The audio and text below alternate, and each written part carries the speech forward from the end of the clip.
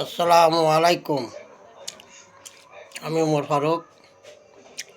দেশের সকল মা বোন ভাই ব্রাদার, হিন্দু মুসলিম বৌদ্ধ খ্রিস্টান সবার কাছে একটা অনুরোধ, সবাই একটা ধানের শীষে ভোট দিবেন। ধানের শীষ আমরা প্রাণের আকুতি, ধানের শীষ জীবন চলার গতি, ধানের শীষ উন্নয়নের গতি, ধানের শীষ গণতন্ত্রের প্রতীক। তাই সবাইকে একটা অনুরোধ, ধানের শীষে একটা ভোট দিবেন।